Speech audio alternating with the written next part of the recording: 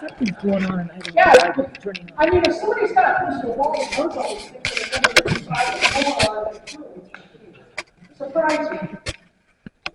Because it's not happening. So did you, I don't know what your agenda is for the night, but were you able to get any feedback from the grant writer? From the who? Grant writer, remember, or not the grant? Oh, she was here one night.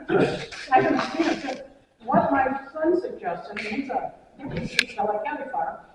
He said in his experience with some of this, that if we contact the colleges that have grant writing programs, it's a possibility that if we contact the instructor for the program, he might be able to guide us to someone in the class that would be willing to write the grant, and then if the grant is accepted, they can use that on their resume. And that's a kind of a win-win situation because the cost would be very minimal. And as far as I know, the only two things that get paid out of grant money are grant writers for the group, getting written and accepted, and contractors, of course, and they're sending out RFPs for those when it comes to that point. You know, where they can come out and evaluate what we want done, you know, what we want done for properties in need and people in need. And then they will give us a proposal, and then the board and group will vote whether or not we accept it or not. Yes. And our fire safety council, we're in township. And we be involved with a city entity like the city as well. Well, I understand the difference, but we are in the township. And the city of Hammond is. They're going to be our charity. CalFire is our main resource, fire resource. But fire agencies that respond into this area are also part of the consideration. You know, just like when LA County came in, they became part of the consideration for the overall fire. But the primary fire agency is CalFire. But Hammond, the city of Hammond is anxious to be involved to the extent that they're aware of what we're doing. You know, if there's any way that they can help support us, they can have to do that. That's the kind of conversation I want to have. It's not that they're going to take over, it's just that it's nice to have other agencies that are around us that do respond if needed. So why Hammond would be a value to the council? Here's your speaker.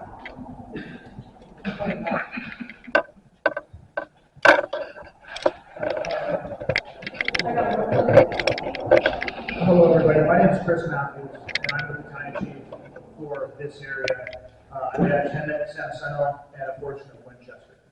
I grew up in Hemet. I've lived here my entire life. I am part of the Euro community. I went to Hemet High School. I graduated in 2001. I played football there. I met my wife in Hemet, and we've been married for almost 14 years now. So being able to come back and be the battalion chief here for CalFire, for the Lake County Fire Department, is really important to me.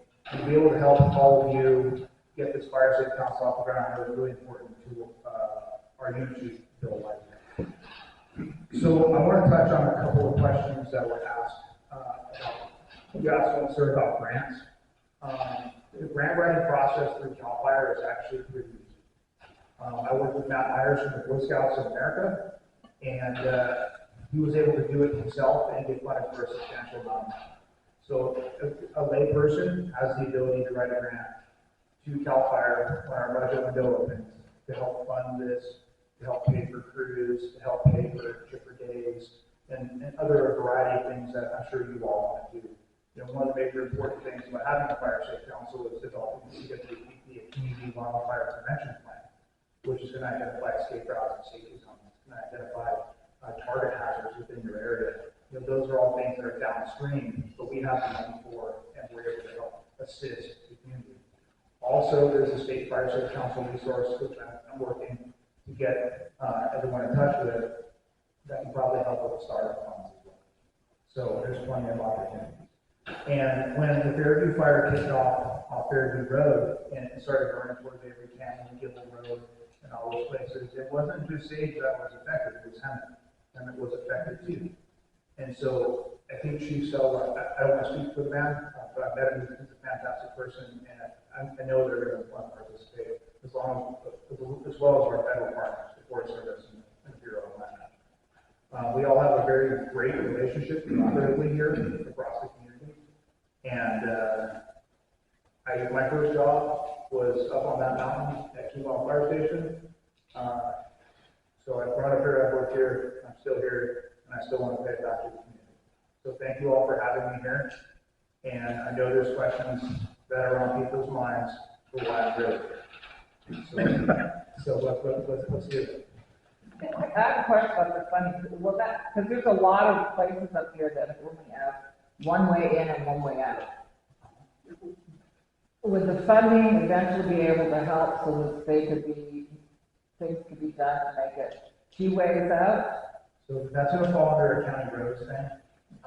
What we're able to do is, if you were to put a grant through CalFire for any hazard fuel production, we'd be able to widen those roads, reduce the brush, reduce the likelihood of fire starts along those areas. It'd be more targeted, right? So if you were to apply for a grant through us when the grant period opens, it could be for startup costs. It could be for the CWPP process. It could be for housing fuels production projects. Whatever you all vote on and deem necessary for the committee moving forward. Keep in mind, you all have a voice in this. Your opinions matter, and we want to hear from you. We want you to speak up. If you have concerns, questions, fire away. Of course, I have concerns because I lost my house in the Fairview fire. I'm sorry. Yeah. Bad news, I lost it. Good news, I'm getting a house. So I lost everything, but I'm getting a house. And that's I'm still here, my animals are still alive, and that's important. That's important. Houses can be rebuilt. Absolutely. And as far as fire safety You don't have issues go, this is our second meeting, right? You guys are doing pretty good. I've been able to be fortunate to be part of several throughout San Bernardino and Los Angeles counties, and this is a good start. And it's obvious that you all care about the community. So don't think that, oh, we only have 15 people here. This is a really good start. Being a part of the Hills Fire Safety Council in Los Angeles County, first meeting at 4. And we built it up from there.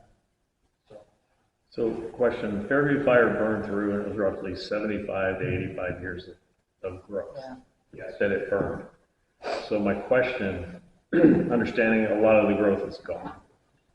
Does CalFire, the fire department, do they deem these areas as far as a high hazard or a low hazard area? Because obviously it's going to take years to even get plants this big, right? Because of how hot the fire burned. When you guys are doing your assessments and your reviews and, I don't know what terminology would be called, but do you deem the area a safer area? I don't know if that's the right way of asking the question. So you actually have the right person in the room to answer that question, since I helped with that process as it was being reinitiated by the state. My prior job, prior to becoming the battalion chief, I was the resource management fire captain, which means I developed all the fuel production projects, prescribed fire, and one of my collateral duties was helping out with the fire hazard severity. So when the people, I don't know how far you guys want to go into the nerdery here, but we can go down a rabbit hole, but I'm going to try to just explain it in the base way that I can. We have a scientist staff that works for us out of Sacramento. They developed an algorithm through GIS, Geographic Information Systems, and they built it at Davis on a supercomputer. And they ran an algorithm on historic fuel models, historic fire behavior, the number of fires in an area, fire return intervals, the amount of property in an area. And when that algorithm ran, it these 14 days of rental on the computer at Davis, it essentially stated any area within the SRA, which is state responsibility area, which a lot of what the Fairview burnt this way is, came out as at a base level, a moderate to high.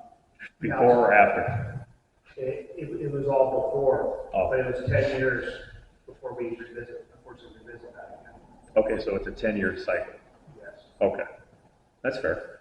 That answers the question.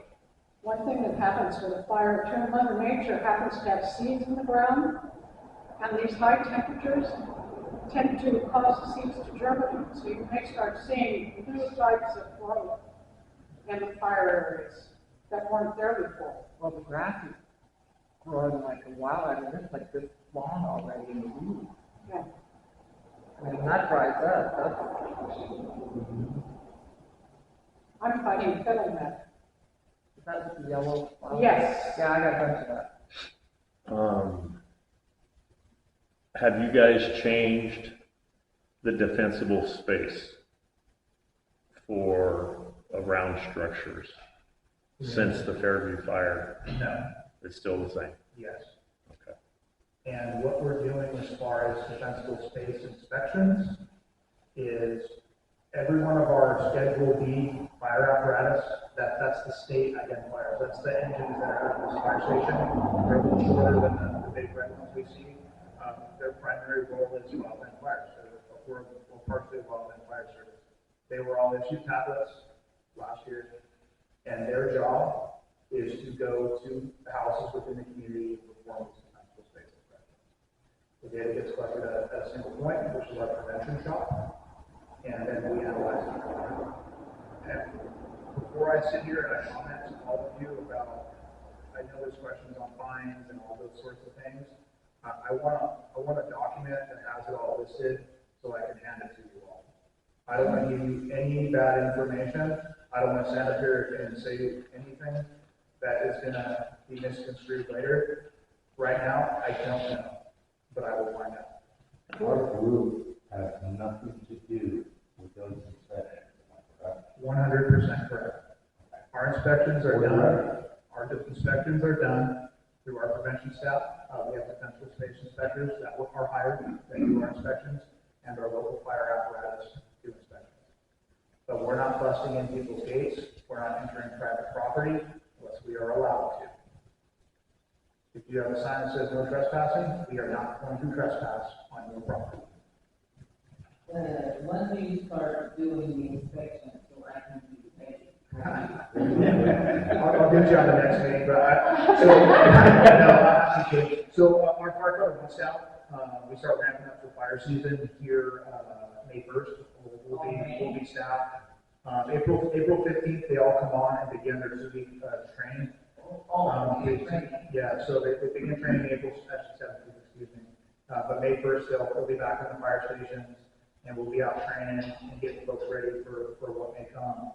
And the responsibility of these local pieces of equipment is to get out into the community, not only to perform the defensible space inspections, but help educate on how to make the property fire safe, and to be a part of the community. Make no mistake about it. We're here to be a part of the community. So are they gonna do a yellow pink card or whatever the hell the color was? I can't remember what it was, but they'd either put something on your gate or whatever, if your gate wasn't open. I mean, I have closed gates, but my driveways aren't posted, no trespassing. If you can't pass the gate, then you gotta deal with The the county. guys aren't passing gates. I'll tell you straight up, having worked in Amsoil a lot and some of the areas out here, we're not always welcome. And I'm not going to put my employees in jeopardy for No. once on my property. It's not the right thing to do. Right. Okay. So a lot of times what guys will do if they're on calls and they're small and they're not of the most importance, like we're here, we're assisting, let's just help somebody up, and if we have time and everyone's good, maybe we'll walk around and have those conversations and we'll do those inspections. Right. Well, I live up off of Red Mountain Road, and obviously we've gotten a lot of rain. So I have a lot of water storage, a lot. And I had to chase you guys down